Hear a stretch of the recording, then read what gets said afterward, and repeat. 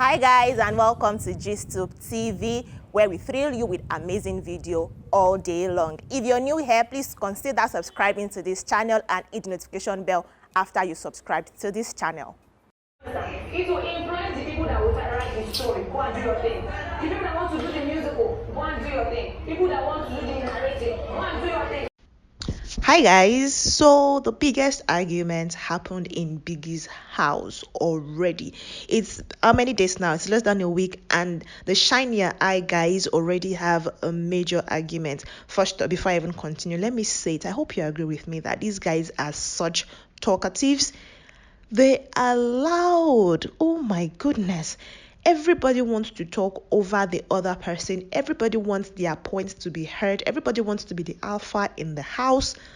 I can't wait for eviction. At least let your numbers start reducing, so the noise we will have to hear and listen to will our ears will take a break, basically. So now let me tell you what started this fight. Now, normal, Biggie will give them a task. The head of house piece read the task. They're supposed to come up with something that would depict Nigerian culture. Everybody has to be involved. Every housemate needs to be involved in that project. Now, it comes to the point of, okay, let us break this down. Let us find, then, oh my goodness, before they even got to that conclusion of breaking the task down, there was a lot of arguments. It first started with Pere and White Money. Now, when the boys came in, everybody was shouting, oh my God, these guys have bonded. They bonded a lot over the kind of girls they would want in the house, over their spec, over their journey. They bonded a real lot. And Pere and White Money actually bonded like the most in the house, according to White Money. That is his impression that he had of himself. And Pere felt like, oh, we are G's already. Now, when the girls came, White Money already said it, that most of these guys will start misbehaving when girls will come in. And then, indeed, it happened with Pere. So White Money was like, okay, so since the girls have come, you've suddenly withdrawn. You are no longer upstage, you're just in the background now. You rarely hear about you. You rarely speak. Nobody hears your voice. You don't say nothing in the house. You're just really mellow. When the girls came in, like, what is happening? But apparently White Money has had that in his mind, but he didn't say nothing. So when the task issue came up and everybody was talking, first of all, Maria was talking over everybody. Oh my goodness, have you guys seen the clip? Maria is such... The thing is, Maria will be talking, she will be the one speaking, and yet she will raise her hand to say, can I say something? I mean, literally, you are the one talking. So why will you then raise your hand again to say, can I say something? That is to show you how much of a talker she is and how much of an interrupter that she is.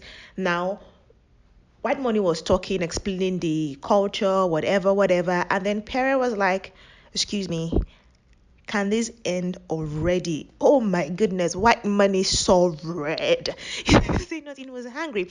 And then it turned into a full-blown argument with White Money trying to explain himself, saying, Pere, what was that? That was very disrespectful. Pere stood his ground and said, see, I did not disrespect you. So that is the first fight that happened in the house, the first major arguments that these guys have had. So all their first diary session where they were all like, oh, I love everybody so far, we're all cool, we're all bonding, is starting to enter mode. So it's like White Money was like, Pere, and Pere was insistent, I didn't do nothing wrong.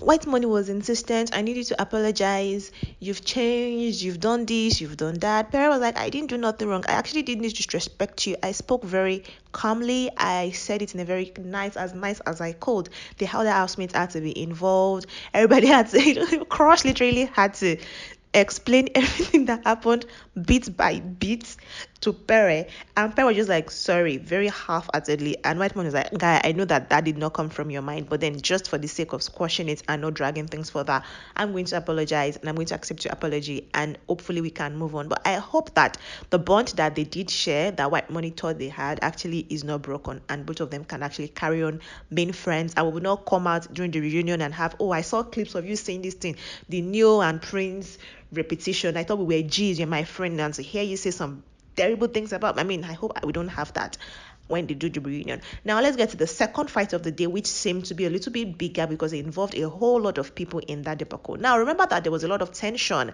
and problem and stress, and Peace literally lost her voice in the course of the whole argument and talk concerning the task. I'm sure Big Brother is somewhere just shaking his head like, guys, this is the very first task goal. Maybe the next one is going to group them and just help things, because I feel like grouping will help them. At least you have to argue with just your group members alone, and you have to keep it a secret so they would not know your concept, right? So maybe that will help. Now, decided to play a game of charade to at least calm down the tension and the atmosphere. And Angel and Arin are kind of besties now, according to what they call themselves, because they've bonded over some emotional breakdown of Angel. Angel has been very, very open about her mental health, though, in the house. She's very open about her suicide attempts and everything. So they kind of bonded.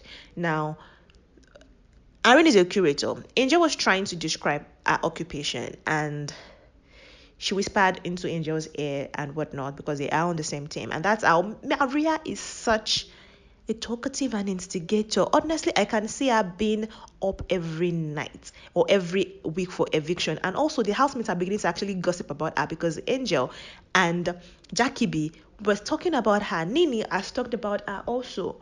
So I feel like, honestly, she's wanting to become the Katrina or Lucy in the house where everybody will talk about and they just want you out of their ear already. I hope that is not a portion of it because people are already saying she should be top three or whatnot. Now, Maria was like, oh, you guys are trying to cheat, you're talking to each other. And Aris took it up like, no, you don't get to say that. And out of nowhere, Maria kept quiet after that. She's such a bright doll.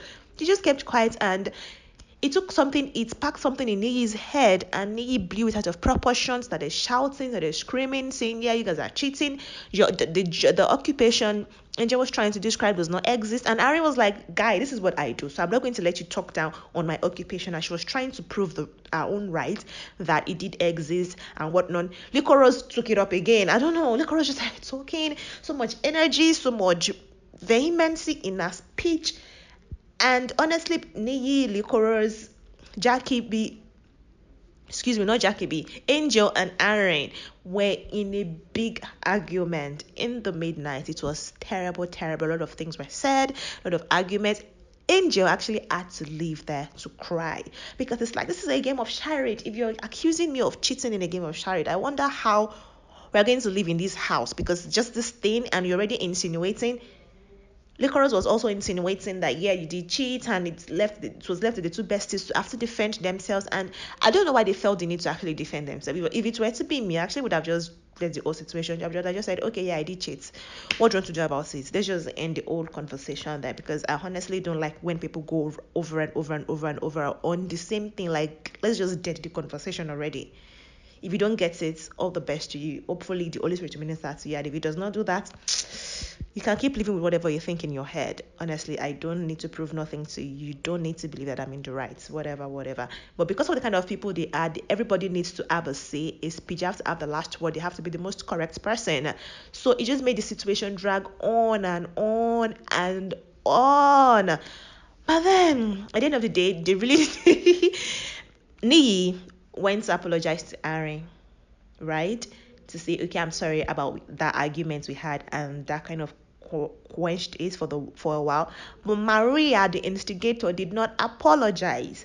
Instead, she extended her hand to Angel. Like, you made someone cry because of your words. Your insinuations made someone have a breakdown. And you could not even say the word sorry. You had to extend your hand. How was that apology? I expected some kind of calmness from her. Yeah, I did expect some kind of calmness, but their real selves, they're just beginning to show us their real selves. Being in the house together, some sort of people with a lot of people is beginning to take its toll on them, and we're beginning to see what they are like. So that's it, guys. The very first argument in the house, the major argument in Big Brother's house. And now, in the diary section, I hope that we'll hear something new on Thursday concerning what is happening among them. It's not definitely not going to be I'm cool with everybody. It's going to be, oh, I'm really cool, I'm beginning to bond with this person, but this other person stepping on my nerves. That is what we are going to hear. Guys, what do you think about Maria? What do you think about Liquorose, Arin, and Angel's relationship? To what you guys think? You guys think they're actually going to be besties, really besties at the end of the day, like the Nengi kind of bestie, or is it going to be like Nini? Did I say Nini? Like, what's that girl's name that went for PPL recently? Nina, Ivy, yeah, and Sissy. That at the end of the day just going to be like, oh, I love you from afar and whatnot. Alright, guys, I'll see you in the next video. Do want to review some other things that has happened in the Bbnaija 2021 house in biggest shinier house mansion among the shinier housemates of the Big Brother Naija season 6.